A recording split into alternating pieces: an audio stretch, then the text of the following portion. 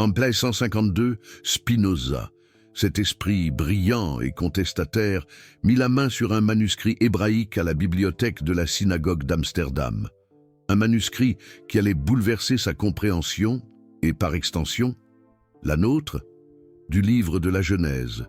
Ce manuscrit, une copie du Targum Pseudo-Jonathan, un commentaire araméen datant du 1er siècle, contenait des détails sur Caïn et Abel, des détails soigneusement écartés, gommés, de toutes les Bibles modernes.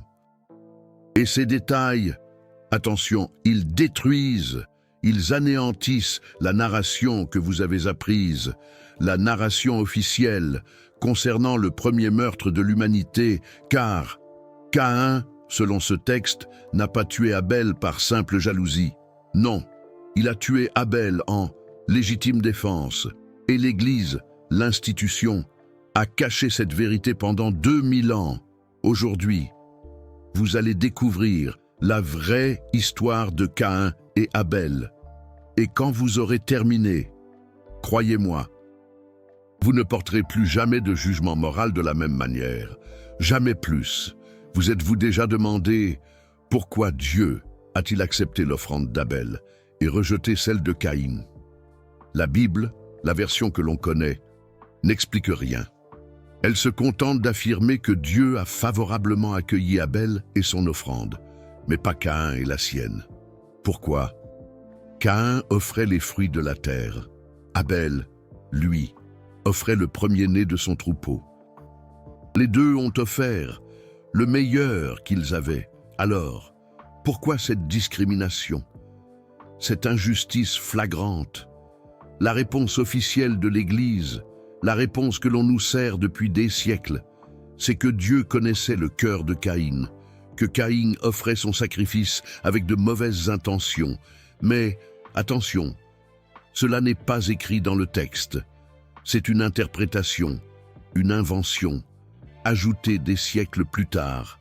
Le texte hébreu original, lui, ne mentionne absolument pas l'intention. Il enregistre simplement le fait.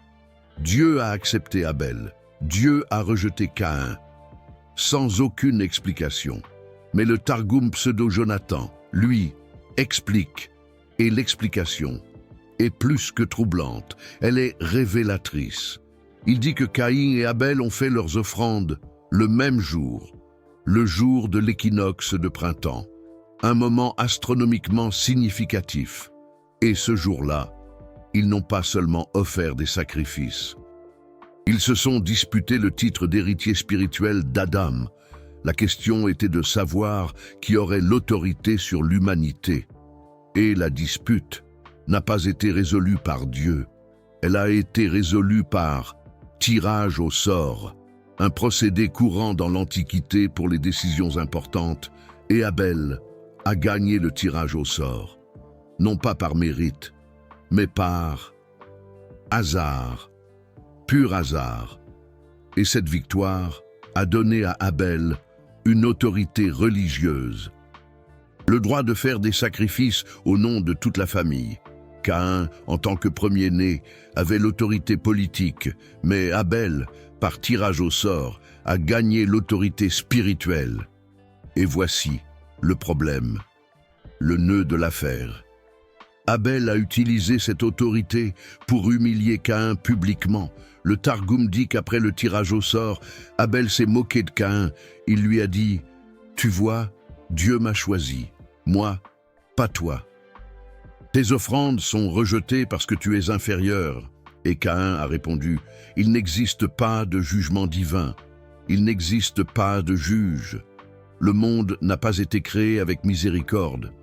Pourquoi tes offrandes sont-elles acceptées et les miennes rejetées ?» Et Abel a répliqué « Le monde a été créé avec miséricorde, et je suis plus aimé que toi.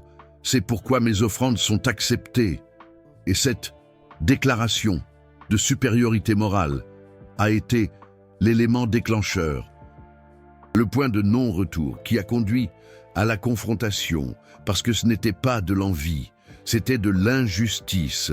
Caïn était le premier-né. Par la loi de primogéniture, il aurait dû avoir la priorité, mais un tirage au sort un pur hasard, a donné l'autorité religieuse à Abel, et Abel a utilisé cela pour se placer au-dessus de Caïn, pour affirmer une supériorité morale basée sur le hasard. Et quand Caïn a questionné la justice de cela, Dieu n'a pas répondu. Dieu a juste dit, « Si tu fais le bien, ne seras-tu pas accepté? Et si tu ne fais pas le bien, le péché est couché à la porte. » Mais quel bien! Caïn avait fait son offrande avec sincérité. Il avait travaillé la terre. Il avait offert les fruits de son labeur. Et malgré tout, il avait été rejeté, sans explication, sans aucune chance de correction, juste un rejet arbitraire. Et le Targum va plus loin. Il dit que Caïn et Abel ont discuté de cela que dans les champs, et la discussion est devenue philosophique. Caïn argumentait qu'il n'existe pas de récompense pour les justes, ni de punition pour les méchants, que le monde est gouverné par le hasard, et non par la justice divine. Et il utilisait sa propre situation comme preuve. « J'ai offert sincèrement et j'ai été rejeté. Tu as offert et tu as été accepté. Non pas par mérite, mais par préférence. » Arbitraire, et Abel défendait qu'il existe un jugement, qu'il existe un monde à venir, que les justes sont récompensés et les méchants punis. Et c'est à ce moment-là, selon le Targum, qu'Abel a dit quelque chose de fatal. Il a dit « Et je serai récompensé parce que je suis juste, et tu seras puni parce que tu es impie. » Ce n'était pas seulement de l'arrogance, c'était de la condamnation. Abel déclarait Caïn comme impie, comme méritant. Une punition basée uniquement sur un tirage au sort et sur une interprétation théologique, et Caïn, enragé par l'injustice, a répondu « Il n'existe pas de jugement et il n'existe pas de juge. Si tu continues à affirmer une supériorité morale sur moi, basée sur le hasard, je vais prouver que tu as tort. » Et c'est alors qu'il a tué Abel, non pas par envie de ses offrandes, mais parce qu'Abel l'avait jugé, condamné et humilié publiquement.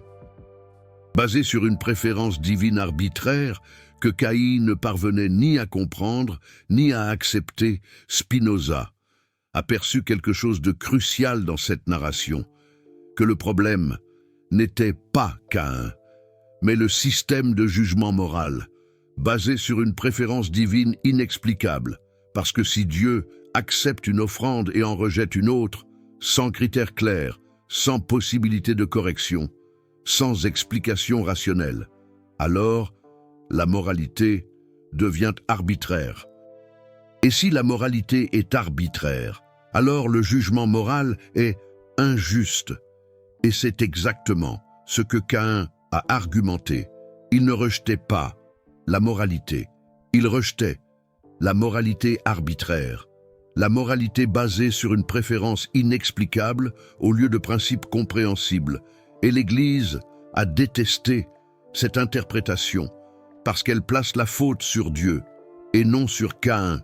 Si Dieu avait expliqué pourquoi il avait rejeté l'offrande de Caïn, Caïn aurait pu corriger. Si Dieu avait établi des critères clairs, Caïn aurait pu suivre, mais Dieu n'a pas fait cela. Dieu a juste rejeté.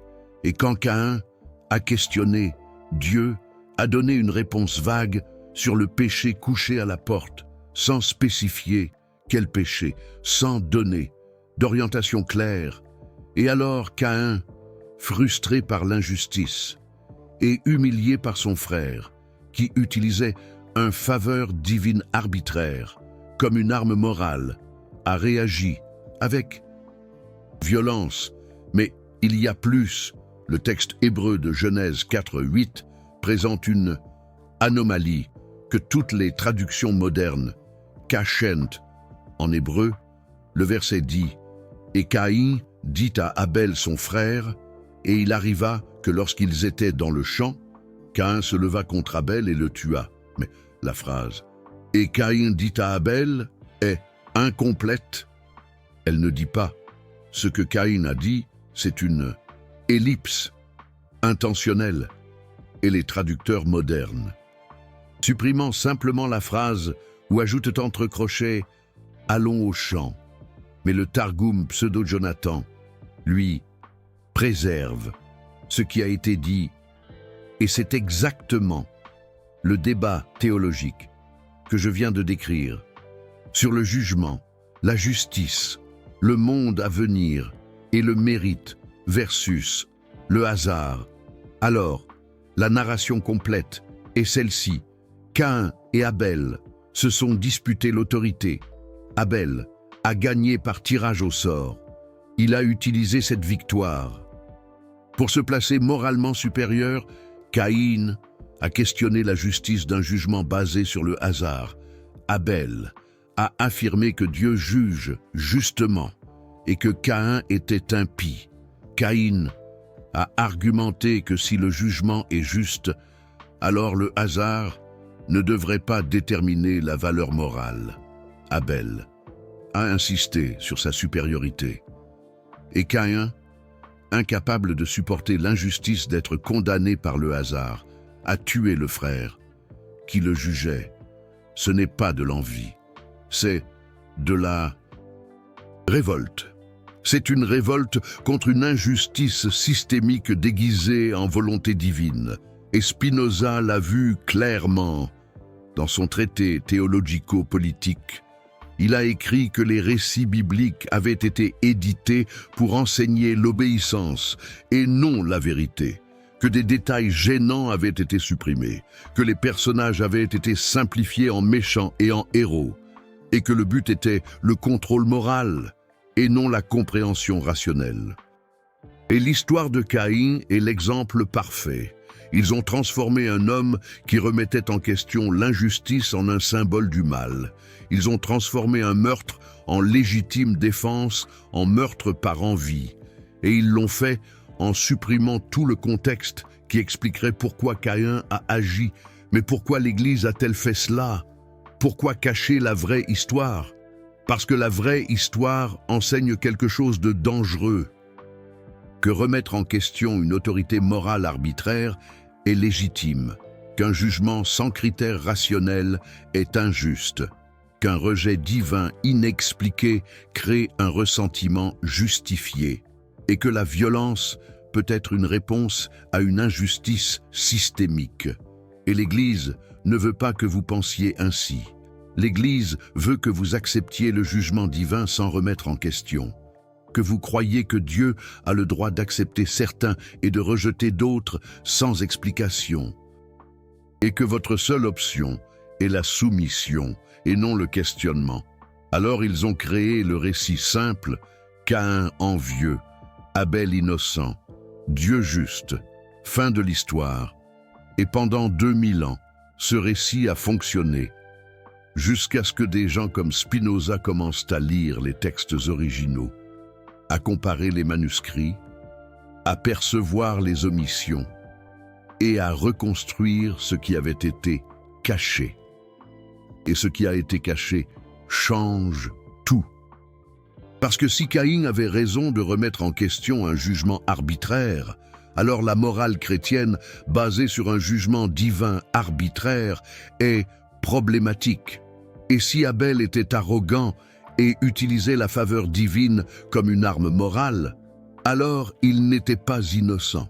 Et si Dieu a créé la situation en rejetant Caïn sans explication, alors Dieu partage la responsabilité de ce qui s'est passé. Et maintenant vient la partie qui va vous éprouver. Le Targum dit qu'après avoir tué Abel, Caïn a essayé de cacher le corps, mais il n'a pas réussi, parce que la terre criait. Et quand Dieu a demandé où était son frère, Caïn a répondu « Suis-je le gardien de mon frère ?» Et cette réponse est présentée comme du cynisme, comme un refus de responsabilité. Mais dans le contexte complet, c'est un questionnement philosophique légitime. Caïn demande « Si vous m'avez donné le libre arbitre, si vous avez créé la situation qui a mené à cela, si vous n'êtes pas intervenu quand vous auriez pu intervenir, alors pourquoi suis-je le seul responsable? Suis-je le gardien de mon frère ou auriez-vous dû l'être? Et Dieu n'a pas répondu à la question. Dieu a simplement décrété une punition. Tu seras errant et fugitif sur la terre. Et Caïn a répliqué, mon châtiment est trop grand pour que je le supporte. Vous m'expulsez de la face de la terre. Et tous ceux qui me trouveront me tueront. Et voici le détail fascinant. Qui tuerait Caïn? Selon la Genèse, il n'y avait qu'Adam, Ève et Caïn sur terre à ce moment-là. Abel était mort. Alors, qui sont ces autres que Caïn craint? Le texte n'explique pas, mais le Targum explique. Il y avait d'autres personnes, des descendants d'autres lignées, pas les enfants d'Adam et Ève. Et il vengerait Abel parce qu'Abel était populaire. Et il était considéré comme juste. Et Caïn serait chassé non pas pour avoir tué en soi, mais pour avoir tué quelqu'un qui était vu comme moralement supérieur. Et Dieu place une marque sur Caïn pour le protéger. Pas pour l'identifier comme un assassin, pour le protéger de la vengeance. Et cette marque, selon les traditions juives conservées dans le Talmud, était un signe que Caïn était sous la protection divine, que personne ne devait le tuer, parce que malgré tout, Dieu reconnaissait que Caïn n'était pas simplement mauvais, qu'il y avait de la complexité, qu'il y avait de l'injustice dans la situation, et que Caïn méritait la vie, même s'il avait pris une vie. Et cela contredit complètement le récit chrétien de Caïn comme un symbole de méchanceté pure. Spinoza a vu tout ça, et il a conclu que l'histoire de Caïn et Abel n'est pas une histoire d'envie, c'est une histoire sur les conséquences d'un système moral arbitraire.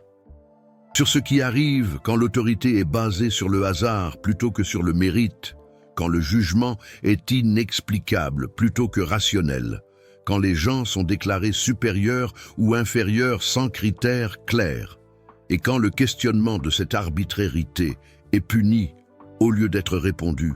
Et toutes ces questions sont extrêmement pertinentes pour la religion organisée, parce que la religion organisée opère exactement ainsi, déclare certains élus et d'autres non, sans critères rationnels clairs, et quand vous remettez en question, vous êtes traité comme Caïn, comme impie, comme problématique, comme dangereux.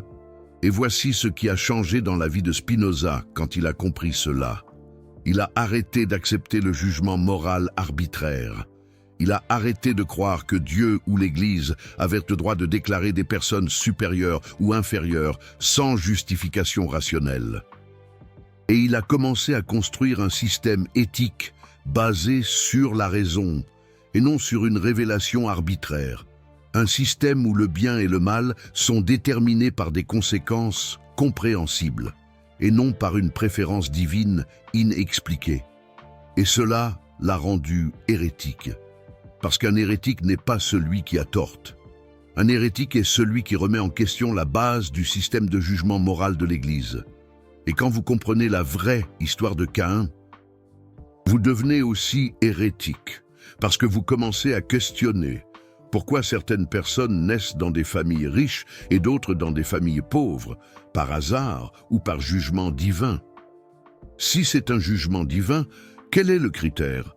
Si c'est le hasard, alors pourquoi la morale religieuse insiste-t-elle pour appeler le résultat du hasard une bénédiction ou une malédiction? Pourquoi certaines prières sont exaucées et d'autres non? Critère rationnel ou arbitrarité? Et si c'est l'arbitrarité, alors comment pouvons-nous appeler cela la justice divine? Ce sont les questions de Caïn, et l'Église ne veut pas que vous les posiez. Parce que si vous le faites, vous allez réaliser que le système moral religieux est construit sur du sable, sur l'arbitrarité déguisée en volonté divine. Et il y a quelque chose d'autre que Spinoza a trouvé sur Caïn dans les manuscrits juifs du 1er siècle. Selon le livre des Jubilés, un texte qui était considéré comme une écriture sacrée par les premiers chrétiens, mais qui a ensuite été banni du canon, Caïn n'a pas seulement tué Abel, il a essayé de cacher le crime d'une manière spécifique. Il a enterré Abel dans la terre qu'il cultivait lui-même, et cela a une signification profonde, parce que Caïn était agriculteur. Il travaillait la terre, et quand la terre a rejeté son sacrifice à travers le rejet divin, il a rendu à la terre le corps de celui qui a été accepté. Comme s'il disait, vous préférez le sang aux fruits, alors prenez du sang. Mais la terre n'a pas accepté le corps d'Abel. Le texte dit que la terre criait. Et voici le détail que toutes les interprétations modernes ignorent. Le mot hébraïque utilisé est Adamar, qui signifie sol, terre rouge. Le même mot utilisé pour décrire de quoi Adam a été forme. Alors, quand le texte dit que le sang d'Abel clamait de l'Adama, ce n'est pas seulement une métaphore poétique, c'est l'affirmation que la substance même dont l'humanité a été faite a rejeté l'effusion de sang humain, que quelque chose dans la nature humaine proteste contre la violence fratricide. Et Spinoza a vu dans cela une vérité profonde sur la morale naturelle versus la morale révélée. La morale naturelle est instinctive. Vous n'avez pas besoin d'un commandement disant « tu ne tueras point ». Vous ressentez l'horreur de tuer. C'est une réponse viscérale. Elle vient de la même source qui vous a formé, de l'Adama, de la terre, de la nature. Mais la morale révélée est imposée de l'extérieur. Elle requiert un texte, elle requiert une autorité, elle requiert la menace d'une punition. Et Spinoza argumentait que la morale naturelle est supérieure. Parce qu'elle vient de la compréhension de votre propre nature, pas de l'obéissance à un commandement externe. Et voici le paradoxe. Caïn a violé la morale naturelle. Il a tué. Mais il l'a violée parce que la morale révélée a échoué. Parce que Dieu a établi un système de jugement qui contredisait la morale naturelle. La morale naturelle dit qu'un effort honnête mérite reconnaissance.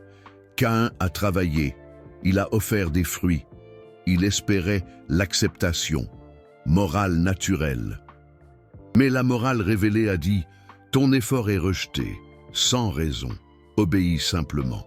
Et quand Caïn a questionné cette contradiction entre ce qu'il espérait naturellement et ce que la révélation imposait, il a été condamné et il a explosé, violant la morale naturelle qu'il n'aurait jamais violée si la morale révélée n'avait pas créé une injustice insurmontable.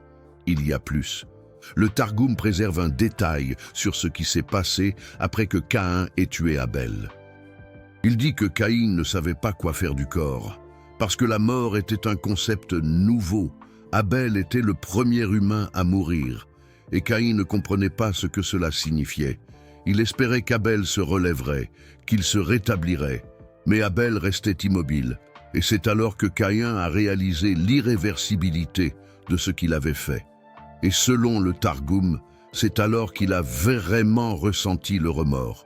Pas avant, parce qu'avant, il agissait par une colère juste. Une colère contre un jugement arbitraire. Mais après, voyant le corps inerte, il a compris qu'il avait détruit quelque chose qui ne pouvait pas être restauré. Et ce détail humanise Caïn complètement. Parce que s'il ne savait pas que tuer causerait une mort permanente, alors l'intention était différente. Ce n'était pas un assassinat prémédité. C'était une explosion de colère sans compréhension, pleine des conséquences. Et cela change tout moralement. Parce que la moralité ne juge pas seulement l'action, elle juge l'intention et la connaissance. Et si Caïn n'avait pas la connaissance complète que tuer résulterait en une mort irréversible, alors la culpabilité est différente. Et Dieu a reconnu cela en protégeant Caïn avec une marque. Il a reconnu qu'il y avait une complexité, que ce n'était pas une méchanceté pure. C'était une tragédie née de l'ignorance et de l'injustice combinée. Spinoza a utilisé cela pour argumenter quelque chose de radical, que la punition sans considération du contexte, de la connaissance et des causes systémiques est une injustice, que vous ne pouvez pas juger une action sans comprendre l'état mental, les pressions externes et le système qui a produit l'action. Et il a appliqué cela non seulement aux individus, mais à des sociétés entières. Pourquoi les sociétés produisent-elles de la criminalité? Pas parce que les gens sont mauvais, mais parce que les systèmes sont injustes. Et quand vous punissez des individus sans corriger les systèmes, vous perpétuez l'injustice, comme Dieu l'a fait avec Caïn. Et voici la partie que l'Église déteste le plus. Spinoza argumentait que la marque de Caïn n'était pas une punition, c'était la reconnaissance d'un échec divin. Dieu admettait, à travers la protection, qu'il avait une responsabilité dans ce qui s'était passé. Que s'il avait expliqué les critères, s'il était intervenu quand Abel a humilié Caïn, s'il avait établi une justice claire au lieu d'un favoritisme arbitraire, rien de tout cela ne serait arrivé, et la marque était autant une protection qu'une admission. Tu es protégé, parce que moi aussi j'ai failli. Et il y a une évidence textuelle pour cela. Quand Caïn dit « ma punition est trop grande pour être supportée », le mot hébreu utilisé est « avon », qui signifie autant punition qu'iniquité. Et la phrase peut être traduite de deux façons. « Ma punition est trop grande » ou « mon iniquité est trop grande ». Caïn dit les deux choses. L'injustice faite à moi est trop grande, et l'injustice que j'ai commise est trop grande.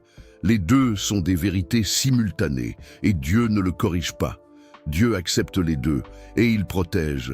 Spinoza a vu dans cela un modèle de la façon dont un système de justice devrait opérer. La reconnaissance de la culpabilité individuelle, sans ignorer les failles systémiques. Une punition proportionnelle avec une protection contre une vengeance disproportionnée. Et plus important encore, l'admission que l'autorité a une responsabilité quand ses décisions arbitraires créent les conditions pour la violence. Et aucun système religieux moderne n'opère ainsi. Tous opèrent avec une culpabilité individuelle absolue, ignorant le contexte systémique. Exactement l'opposé de ce que l'histoire de Caïn devrait enseigner. Et qu'en est-il de la descendance de Caïn? La Genèse dit qu'il est allé dans la terre de Nod, à l'est d'Éden. Et là, il a fondé une ville, et il a eu des descendants. Et ces descendants furent des innovateurs.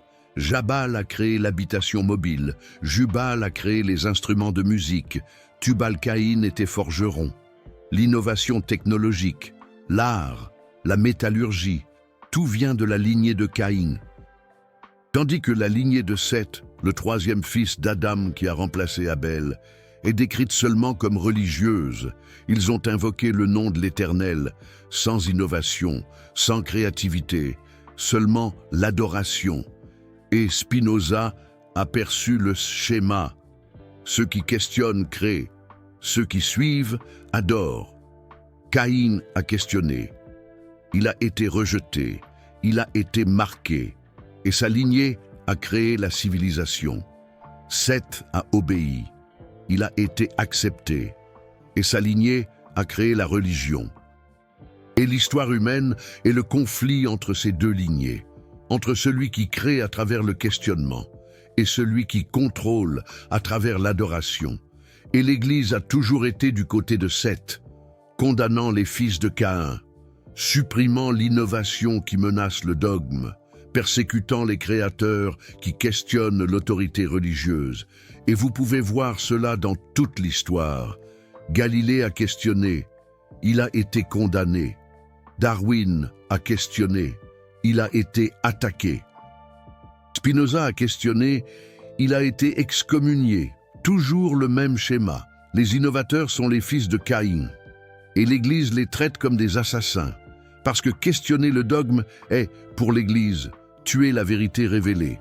Alors, il doit être puni, il doit être marqué, il doit être exilé, exactement comme Caïn. Mais voici ce que Spinoza a découvert qui change tout. La marque de Caïn n'était pas seulement une protection contre la vengeance, c'était un signe d'alliance. Dieu disait, tu as questionné, tu as tué, tu as failli. Mais toi aussi tu as été failli, et je reconnais cela. Et tu as le droit de vivre, et de construire, et de créer, protéger. C'est une alliance radicale, une alliance avec celui qui questionne, une alliance avec celui qui a failli, une alliance avec l'exilé. Et cette alliance a produit la civilisation. tandis que l'alliance avec ceux qui obéissent a produit seulement la religion. Et quand vous comprenez cela, vous réalisez qu'être marqué comme un fils de Caïn n'est pas une malédiction, c'est une libération. Cela signifie que vous n'acceptez plus un jugement arbitraire, que vous questionnez, que vous créez, que vous innovez.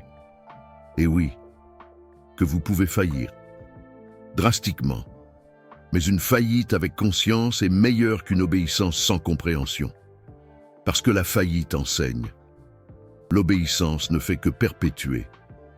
Et Spinoza a vécu cela, excommunié à 23 ans, marqué comme hérétique, exilé de sa communauté, mais il a produit une œuvre qui a transformé la philosophie occidentale.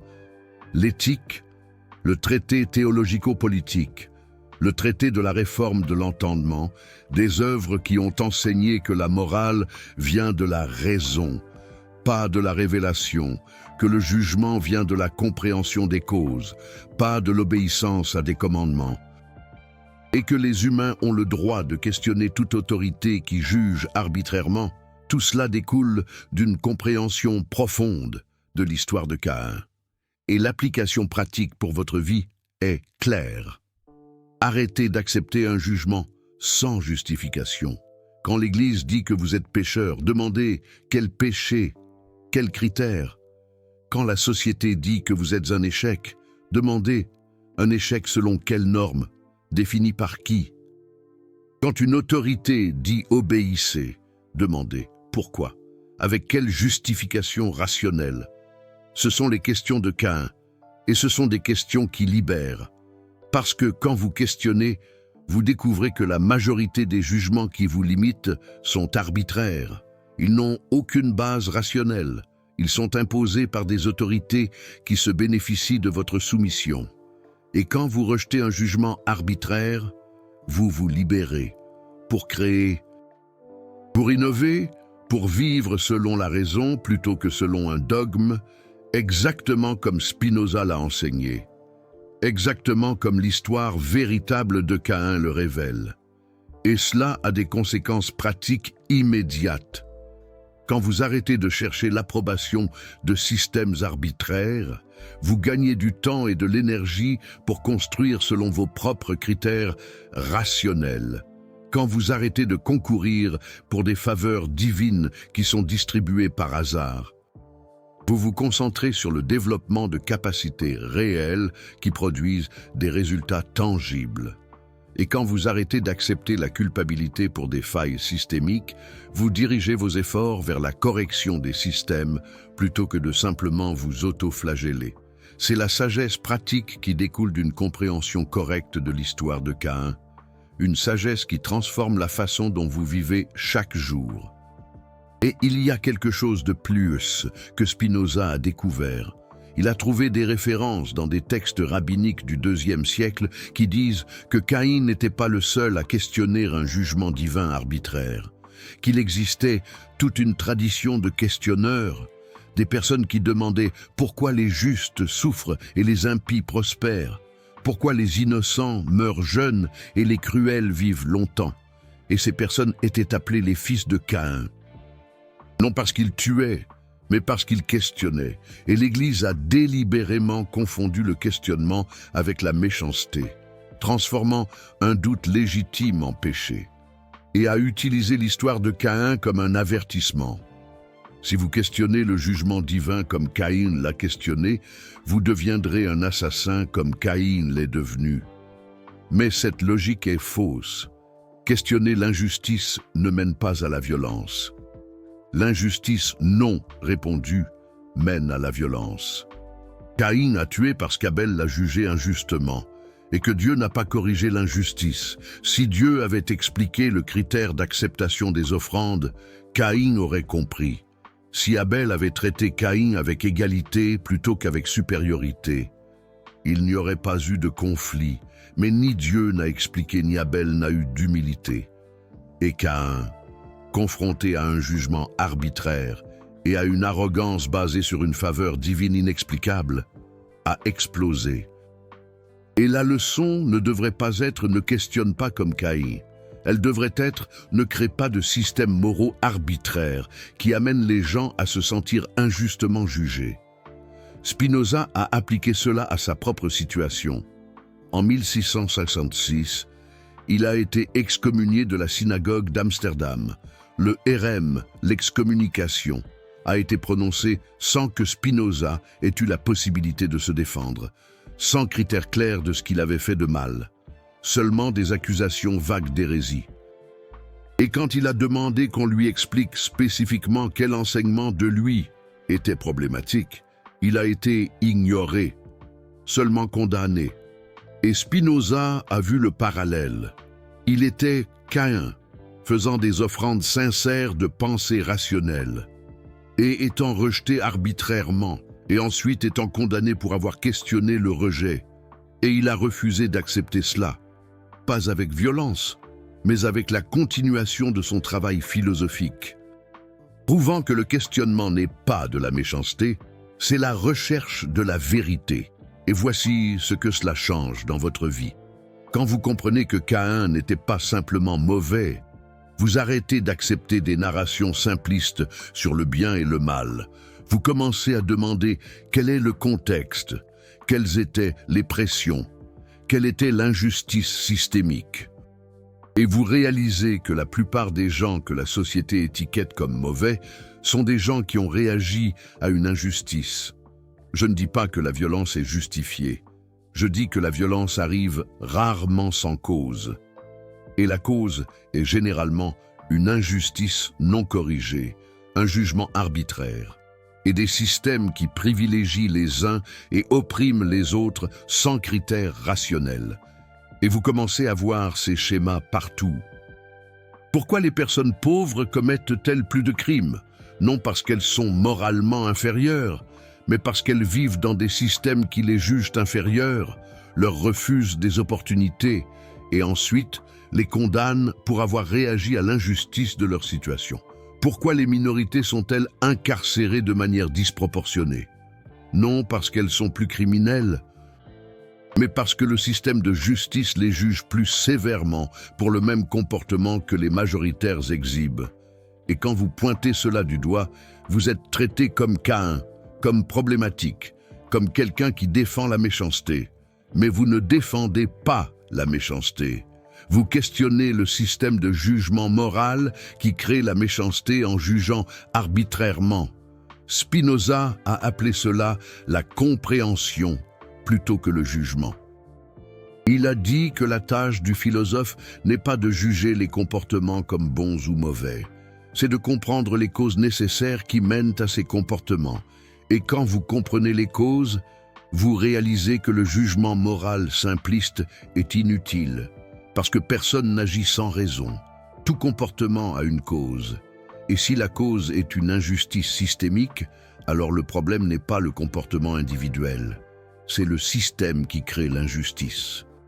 Et l'Église déteste cette perspective, parce que si vous arrêtez de juger les individus comme bons ou mauvais et commencez à analyser les systèmes comme justes ou injustes, vous concluez inévitablement que l'Église est injuste, qu'elle crée des systèmes de jugement arbitraires, qu'elle privilégie les uns et condamne les autres sans critères rationnels, qu'elle utilise la faveur divine comme une arme de contrôle, exactement comme Abel l'a utilisé contre Caïn. Et quand vous pointez cela du doigt, vous êtes excommunié, comme Spinoza l'a été, parce que l'Église ne tolère pas le questionnement de ces systèmes de jugement moral. Mais voici la partie libératrice. Quand vous comprenez cela, vous arrêtez de vous juger selon les normes arbitraires de l'Église. Vous arrêtez de vous sentir inférieur parce que vous êtes né dans des circonstances que l'Église appelle défavorisées. Vous arrêtez d'accepter que certains sont choisis et d'autres non par une volonté divine mystérieuse. Et vous commencez à construire votre propre système éthique basé sur la raison, basé sur des causes compréhensibles, basé sur des conséquences analysables. Et c'est exactement ce que Spinoza a fait dans son éthique. Il a construit un système moral sans jugement divin arbitraire, un système où le bien est ce qui augmente votre capacité d'action et le mal, ce qui la diminue. Simple, rationnel, compréhensible. Et quand vous vivez ainsi, tout change. Vous arrêtez de rivaliser pour obtenir la faveur divine, parce que vous comprenez que cette faveur divine arbitraire, c'est ce qui a créé le conflit entre Caïn et Abel. Vous cessez de juger les autres comme supérieurs ou inférieurs, parce que vous comprenez que ce jugement arbitraire, c'est ce qui a poussé Abel à se placer au-dessus de Caïn. Et vous arrêtez de rechercher la validation externe d'autorités religieuses, parce que vous comprenez que l'autorité religieuse, basée sur le hasard ou la tradition, est arbitraire et non légitime. Et vous développez de la compassion pour Caïn, parce que vous réalisez qu'il n'était pas un monstre. Il était humain. Un humain confronté à une injustice qu'il ne parvenait ni à comprendre, ni à accepter. Et sa réaction a été disproportionnée. Elle a été tragique. Mais elle était compréhensible. Et la compréhension n'est pas une approbation. C'est la reconnaissance d'une humanité partagée.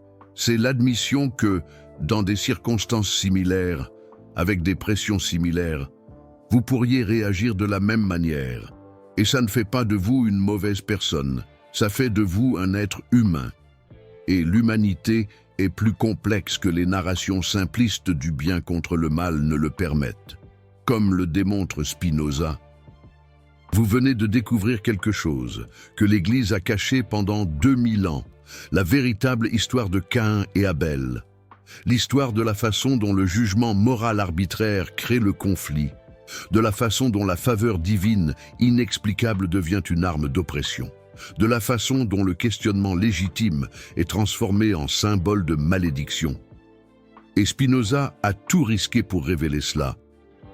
Chaque vidéo comme celle-ci exige de plonger dans des manuscrits que la plupart des gens n'ont jamais lus, de comparer des versions que l'Église a supprimées et de reconstruire des récits qui ont été délibérément simplifiés. Le Super Thanks, juste en dessous, n'est pas seulement un soutien, c'est vous qui dites que la compréhension importe plus que le jugement, que la vérité complexe importe plus que la narration simple, et que vous êtes du côté de ceux qui questionnent, pas de ceux qui jugent aveuglément.